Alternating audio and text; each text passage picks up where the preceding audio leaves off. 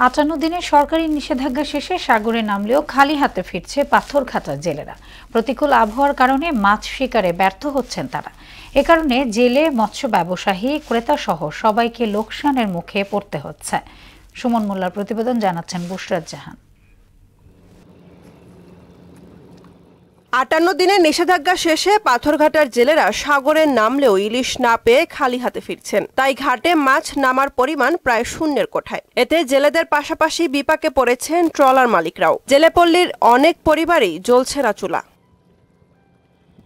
সাগরে পর্যাপ্ত মাছ থাকা সত্ত্বেও লাগাতার নিম্নচাপ ও প্রতিকূল আবহাওয়ায় মাছ শিকারে ব্যর্থ হচ্ছেন জেলেরা। মাছ আছে কিন্তু বর্তমানে সিঙ্গেল নিম্নচাপের কারণে মাছ ধরতে পারি না। অভিযানের পরে যে মাছটা ধরবো, আমরা তো এই নিম্নচাপের লেগে মাছ ধরতে পারি না। এতে ইলিশের দাম সাধারণ মানুষের নাগালের বাইরে চলে গেছে।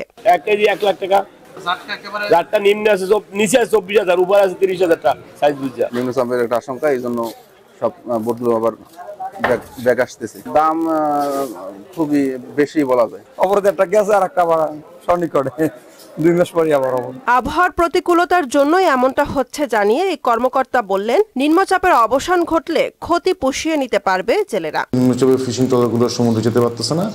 আমরা আশা করি এবং এই নিম্নচাপের শেষ হলে ট্রলারগুলো সমুদ্রে যাবে এবং ঝাঁকা ঝেঁকে তাদের কাঙ্ক্ষিত মাছ, ইলিশ মাছ সহ অন্যান্য সামুদ্রিক মাছ নিয়ে আমাদের বিএফটিসি ঘাটে অবতরণ করবে। এই অবস্থায় মৎস্যভিত্তিক উপকূলীয় অঞ্চলে সরকারি সহযোগিতার দাবি জানান জেলেরা। বুশরাত জাহান, মোহনা সংবাদ।